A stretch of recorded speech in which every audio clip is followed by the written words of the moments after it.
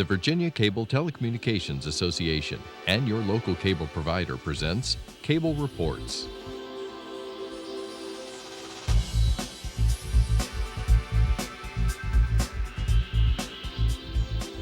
Join us now as Cable Reports brings you up to date on current issues facing the Commonwealth through discussions with your local legislators and other policymakers from across Virginia.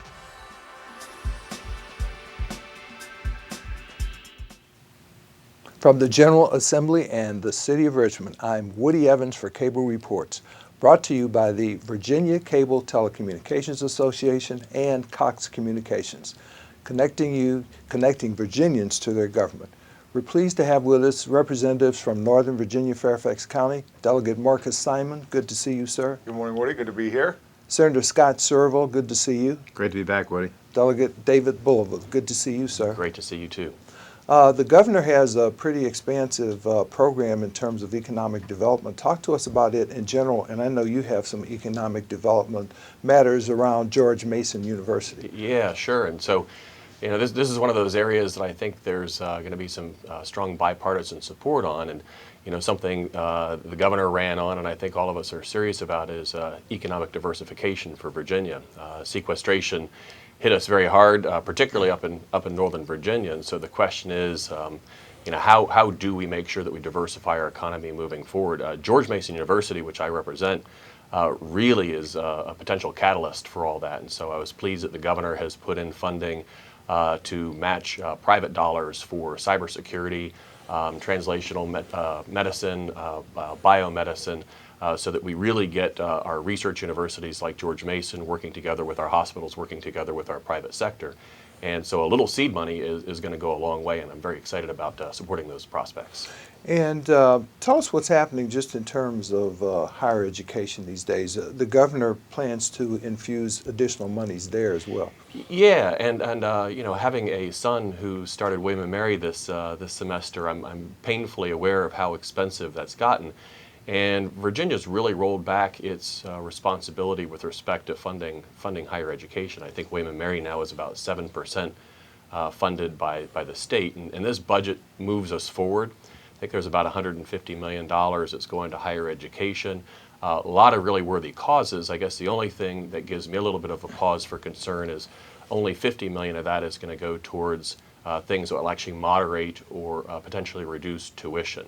And so while there's a lot of great things going on, I do think that the General Assembly needs to step back and say, hey, how do we make sure that college is affordable and accessible for all Virginians? And Senator Surovell, I understand that we have, about a $500 million surplus. Some people say it's unanticipated revenue versus a surplus. And the governor intends to infuse money K through 12 as well with that. But I think we're still pretty far behind compared to where education funding was 6 or 7 years ago. I think the size of the surplus or the excess revenues, whatever you want to call it, it's debatable. I think Senate finance staff was telling us they think it's closer to like $1.3 billion. In the House, they're trying to say that it's less than that, trying to diminish expectations. But there's no question we're going to make a big K through 12 investment this year. The per capita, if you look at the inflation-adjusted per capita spending on K through 12, we're actually spending below 2007 levels on a statewide basis, and I don't think that's acceptable to anybody. We're also, as Delegate Bulova pointed out, way behind on higher education. We've been cutting higher education or not funding it cutting it and not funding it for about the last 7 budget cycles now. I mean, we have tuitions going up by double digits every year. We have to stop that. It's not sustainable. And at the K through 12 level, is the local composite index still bringing the kind of money that's necessary for Northern Virginia? For Fairfax County, people in Fairfax County are very unhappy about what the LCI means for funding in Fairfax County. I represent the county to the south and west, which is Prince William, which does pretty well.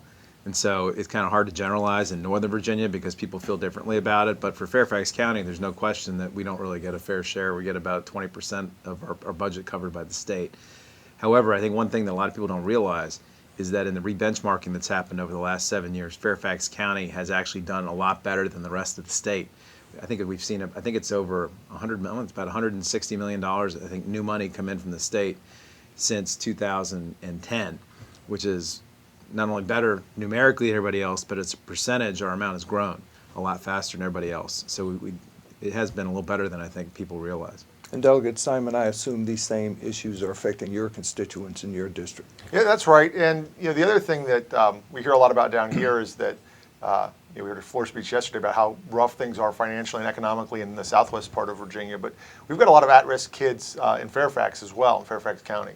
In fact, if you just took Fairfax County's population of students that are receiving free and reduced price lunches, so people that are at the poverty level or below, just that student population alone would be, I think, the second or third largest school system in all of Virginia. So we've got some serious needs in Northern Virginia. The composite index factors in the great wealth and as far as income is concerned in Fairfax, but Fairfax has no way to access that income to fund schools. So the formula does work to their disadvantage in Fairfax, and it's sort of tough to explain that to our constituents back home, but we're doing the best we can. What about the ability of students to take advantage of our institutions of higher learning in terms of the costs that have increased there? Well, no, and that's a problem as well. There's a lot of things we're doing to work on college affordability and make college more accessible. But the fact is, a lot of folks, even in Northern Virginia, have to borrow a lot of money and go into debt to get themselves through college, which is one of the reasons I've actually introduced a bill to help make student loans more affordable. And we've got a lot of folks that have been through over the last several years. We heard from Delegate Bulova how expensive it's gotten and how, as over a number of years, we've reduced funding. Which is, again, causing tuitions to go up and causing people to have to finance even more of their education. So I've got a bill in that would allow folks that graduated over the last 5-10 years that still have student loan debt to refinance that debt and lower their interest payments. So I'm hoping to bring back something called the Virginia Education Loan Authority, and give them the mission of lowering people's student loan debt payments, freeing up some money to go back into the economy. And Delegate Bulova, I know you've been very active in terms of the standards of learning. I believe there's still issues there. Talk to us about that. Sure. Well, and a lot. And before I talk about that really quickly, one of the important budget distinctions is that we do have $40 million in the budget for cost to compete for Northern Virginia. Okay. So that's something that actually impacts and benefits all of us. It's something that recognizes it's 33 to 66% more expensive to live and work in Northern Virginia, and we had that money taken away from us during the recession, and we're very pleased that the governor put in $40 million to start to replace that. Standards of learning, that's really an exciting place. I think we all have realized that we got a great system of education. We like the accountability, but what's happened with our standards of learning is that we're simply relying too heavily on end-of-the-year high-stakes tests that measure how much you're able to memorize over a short period of time, but not what you're able to do with that knowledge after you graduate, how to develop those critical thinking skills. And so I'm pleased to be part of the Education Innovation Subcommittee, where we've been looking at how do we rectify and reform that system. So again, we have that accountability, but you're actually doing a true assessment of what a child is learning with respect to our education system. Very difficult to take from a concept to actually legislation, and that's something we're working on specifically this year. What's happening with, excuse me, school discipline, especially in relation to school resource officers? I understand that part of their mandate is to enforce the school codes. Sure. Yeah, and our high schools up in Northern Virginia have school resource officers. There's always that very delicate balance of having a resource officer who can be there to help enforce rules, be there as backup or even guidance for the students, and then making our schools look like they're being militarized. And so we need to be very, very careful about how we ultimately strike that balance. Something that we have been working on is ensuring that kids can be kids and they can learn from their mistakes. A lot of our schools went to zero tolerance policies where you'd have small infractions that would result in something that would be permanent records, where it really was something that you just needed to sit down with that student and say, hey, you can't do that. Learn from that mistake. Don't do it again. Let's move on. And that's where we're moving. And Senator Surovell, you've been trying to impose some discipline on the predatory lending industry for a number of years now. Someone told me the other day that there are more of those types of institutions in the state than there are McDonald's. There's definitely more predatory lenders in my district than McDonald's. There's between the Woodrow Wilson Bridge, Fort Belvoir, and Quantico, there's 21 licensed car title lenders up and down Route 1 now. And predatory lending, from my point of view, is completely out of control in the area. The problem that I, at least, I've come to realize it's going to be very hard to actually shut the business down. But one of the practices that I realized was going on is they were evading a lot of the consumer protections that we built into the law back in 2010 when we adopted it. They have created this other company which can make similar loans without any consumer protections. They were pushing all these people into this other product. And I put in legislation that would effectively have prohibited that. But unfortunately, in committee the other day, the two biggest of the 29 car title lenders showed up and said they promised they're going to stop, and they gave a letter. And I said, well, that's great. If they're going to stop, then they ought to surrender their license. They ought to surrender their co-location approvals and all this. And they wouldn't do that. So I'm not really convinced that that they're going to stop, but we'll see. And the committee swears that if they don't stop, then we'll be back next year and they'll pass some of my bills. But you know, I feel like this is I feel like Charlie Brown and Lucy in the football here every year on these guys. Either that or I'm playing whack-a-mole at Chuck E. Cheese. It's like one day you knock it down in one place and it pops up somewhere else. And you know, we're gonna stay on them and make sure that they don't continue to evade our laws. Well, what about some of the Freedom of Information Act initiatives that you've been involved in? Right. Yeah, there's actually the Supreme Court came down with a big case about 6 months ago, or about 4 months ago, actually, involving the Freedom of Information Act. It was actually a case that I filed, and it was actually a pretty bad opinion they came out with. It basically says that if there's one sentence in a government document that is exempt from disclosure, the government can withhold the entire document instead of producing a redacted document with the sentence missing. I think that's wrong. I put in a bill to fix that, to say if the government's if there's any information that's redacted, you can't withhold the entire document. The second thing is the Supreme Court said that when a government agency decides that information is exempt, that a court is required to give great deference or give sort of assume the government's right almost about that decision, which is completely counter to FOIA. The whole idea behind FOIA is, you know, whether you can trust the government or not, you know, it ought to be subject to sunshine. The public ought to be able to figure that out. And so my bill basically says that a court is not bound by an agency's decision about whether something's exempt or not. The court looks at it with fresh eyes.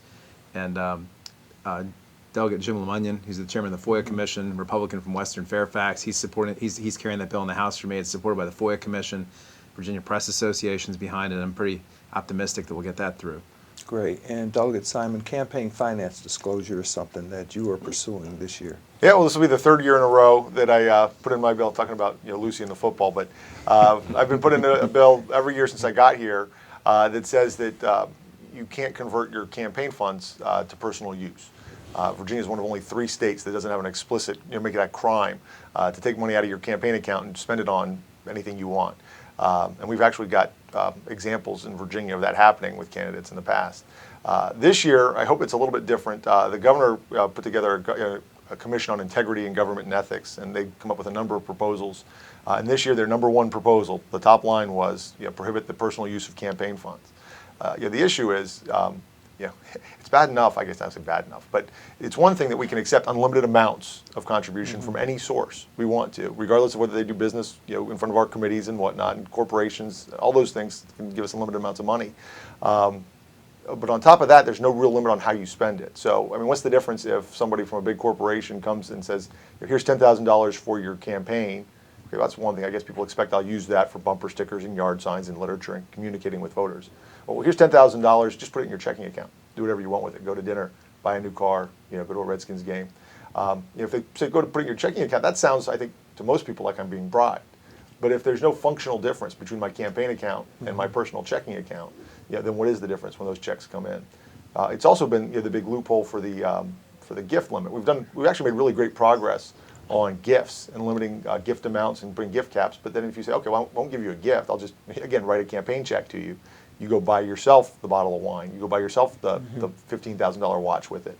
Yeah, then that sort of essentially, you know, eviscerates all the hard work we've done on gift reform. So again, I hope with the backing of the Governor's Integrity Commission, we'll make a little more progress this year, and hopefully people will be paying a little bit better attention. A lot of issues around fantasy sports as well that you're involved in. Well, you know, this is sort of one of these things, you know, I look at it as almost one of the reasons we come every year, right? I mean, we come down to the General Assembly, we meet every year to say, what's going on, what's different? You know, what is it, what emerging issues are there that require new legislation? I think this is an area that is really ripe for legislative activity. I mean, it's a new category, it's something that didn't exist for the most part 10 years ago, certainly not the way it exists now, even as late as 5 years ago. So is this gambling? Is this recreation? You know, is it different when we put money on it? What should the limits be? We've heard some scandals about insider use of insider information on this. So, my 10-year-old son loves sports, loves fantasy sports. We sign on together. I know he's not 18, so I sign on, and he helps me pick my teams. And he's exposed to some heavy marketing to make it more interesting by putting money on it and getting involved in. And again, it feels and looks a lot like gambling. So I think this is a good year to sort of set some limits on that. Let's not be in completely uncharted territory.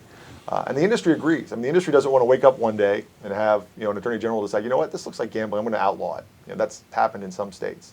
So this is a collaborative process between those of us that want greater consumer protection, the industry that wants some predictability and some credibility, so that they can continue to protect their business model. And we're working on figuring out what the limit should be, and some basic consumer protection so that everybody knows they're playing a fair game, that it's not rigged. It's not just a way to lure you in and have you lose all your money. New internet ventures always require potentially new rules. There's Airbnb that's Right. being addressed here this session. Talk to us about that. Yeah, and so this is last year we dealt with Uber, Right. where you've got a console and you're able to call out a vehicle. And this is a very similar philosophy where if you've got somebody who's got a primary residence, they're going on vacation for a month, somebody else might be coming to Fairfax County or Prince William County, and they can use this application to basically marry them up and say, hey, you can stay in my house for a couple of weeks. It's already being done in a lot of places. It's just kind of in the shadows right now, and so there's an attempt to again take it out of the shadows.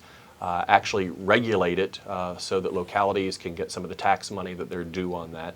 And this is just like Uber, a matter of making sure that there's that right balance of consumer protection, making sure that your neighbors are protected so that you don't wind up having homes that just have a constant flow of people around it, making sure that you have openness and accountability, particularly so localities can make sure that they can get in there and make sure that the rules are actually being done. Kind of the same thing with what Scott was saying is, one thing to set up the rules, you got to make sure that you're also giving folks the ability to enforce those rules. But that's something that's in the works right now. I think if we can get it together, it's got an exciting possibility. Is this something that's being discussed on the Senate side as well? Yeah, we had that bill in general laws, I think it was on Monday, and there's definitely a lot of consternation amongst local governments about it because we're taking away their ability to regulate temporary stays in primary residences. And for example, one of the things, when you come down here, you have to realize how these things impact statewide. And there were some folks from Virginia Beach, from the beach areas, that were very concerned about what this means for vacation rentals and whether, vacation rentals would turn into hotels and there's some concerns about transparency, et cetera. And we have to work through all those issues, make sure we come up with a system which works in the entire state. That's one of the reasons we sometimes leave things to local governments. We let them figure it out because they hit localities differently. But we're trying to adopt a statewide solution here, and it takes a lot of input from a lot of people to get to the right place. Yes, an interesting point that the senator makes. I guess you continually have to balance your constituents' interest in your particular district against those of the entire state and other districts. Well, that's right, and even for those of us that represent multiple jurisdictions, I have Falls Church City as well as Fairfax County. The city is one of the smallest localities in Virginia, and so they like things that would work towards small localities. Fairfax is the biggest, by far, locality. So trying to figure out, not what's best for one group or the other, but what is the right balance and the right thing to do. It's one of the reasons that we come down here. Yeah, I come from a background in local government, so I got down here thinking initially that we'd be all about empowering the local governments, Right. but you get a different perspective, and these things aren't as simple as they sometimes appear on the surface. So it's important that we have an open mind to that. You also have some legislation in on same-sex marriages. I thought that issue had been resolved by the U.S. Supreme Court. Well, it's funny, Senator Surovell and I both put this bill in last year and I think the year before. He put it in the year before. But yeah, I've got a bill to repeal Virginia's statutory ban on same-sex marriage. The Supreme Court has said it's unenforceable, it's unconstitutional, it's wrong. I don't think we need to wait to take it off the books. I mean, it's not, it's illegal, it's unenforceable, and it's wrong. But it would also send a signal, I think, to the rest of the country, as we attempt to diversify our economy, that Virginia is moving forward into the 21st century. We're letting go of some of these backward policies and philosophies that may have once held sway here. And I think it sends a signal that, if you work for a high-tech business in San Francisco, you might be comfortable relocating to Fairfax County or Herndon. It's more welcoming than you think. It's not the place that you maybe thought it once was. kind of interesting, Senator. It's sort of reminiscent of the restrictive codes and covenants that existed after miscegenation was declared unconstitutional.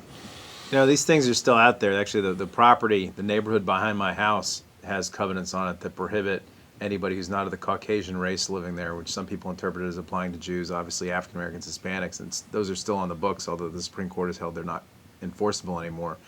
I had a bill in this year to try and get rid of one of these old archaic statutes, albeit not unconstitutional, but the criminalization of adultery, because we have that on the books all the way back from who knows when, probably from English common law. But a lot of people in divorce cases hide behind the Fifth Amendment, even though you can't even go to jail for it. And it creates all these kinds of problems in divorce cases. But we still have fornication on the books, even though the Supreme Court of Virginia has ruled that to be unconstitutional. Last year we cleaned up sodomy. The year before that we took lewd and lascivious behavior, open cohabitation out of the code, so that boyfriends and girlfriends can actually live together without fear of criminal persecution in Virginia. But you know, we need to get our code cleaned up. But for some reason, some people seem resistant to getting these old, statutes want to tell you what you can do inside your house off the books. Delegate Bulova, let's pivot back to education and talk a little bit about early childhood education. I believe there's some money in the budget to provide additional funding for early childhood education. How important is that? Yeah, very, very important. And I guess what's great is that 5 years ago, I think there were still a lot of people who thought that pre-K was simply babysitting. And the research has shown, no, it's very important that childhood development at the earliest stages is absolutely critical to success in life.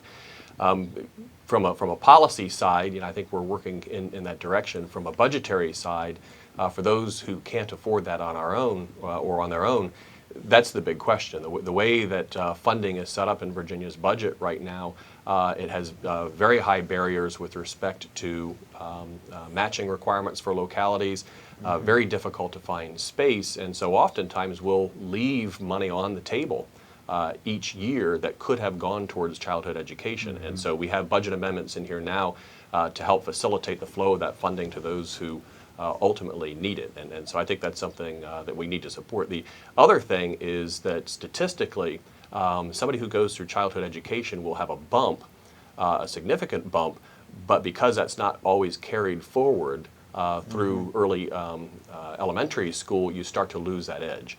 And so that's something that we also need to be figuring out, is how do we make sure that once you've grabbed that child, really brought them up to an educational standard that we want, how do you make sure that they can continue that through elementary and high school? Now, what about charter schools? I understand there's a push again to have the voters authorize the State Board of Education to determine whether charter schools. Right, and assuming this passes the General Assembly, it's going to be the voters who ultimately will decide whether this is going to become part of our Constitution. And I don't have a problem with charter schools. I think they're a useful tool. But just in the same way that Marcus and Scott were talking about, a lot of decisions need to be made locally. Your local elected school boards are fiduciarily responsible for managing that school system. And so sometimes it's a good idea to have a charter school, sometimes it's not. But what this constitutional amendment would do would put the ultimate decision up at the Board of Education, which is an unelected body, which then won't have to be responsible for the consequences of those actions. And so, again, charter schools can be a really good part of the puzzle if they're done well, but ultimately those decisions should be made at the local level. But that's something that the voters will get to decide if the General Assembly passes forward the bill this year. It's kind of ironic because the language that was put in the Constitution to create that local control, I think, was put in response to Brown v. Board of Education. Right. That is ironic. Because the state was trying to resist Brown v. Board of Education is why it's in there, and now people want it removed. But I know, at least amongst my constituents, my constituent survey I put out, something like 80% of my constituents think we ought to have local control over these decisions and not statewide control over it.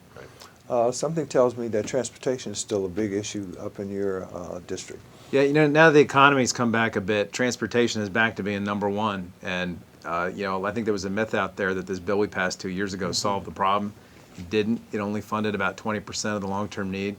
And having just picked up a big chunk of Prince William County in the Senate seat I have, people down there have some horrible commutes. The part of Fairfax County I represent still is waiting for improvement. And the Route 1 corridor hasn't really seen a whole lot of new transportation infrastructure in my entire lifetime. We're finally getting a widening funded by the federal government, but what I'd really like to see is the yellow line extended down into High Blue Valley. We did a study which says that needs to happen, and I'm hopeful we can get that done in the next 15 years, but I also put in a bill in this year to study the extension of the blue line from the Franconia-Springfield Metro down through Lorton to Woodbridge, Potomac Mills, and Dumfries. Everywhere you've built transit in Northern Virginia, you've seen growth, redevelopment, revitalization.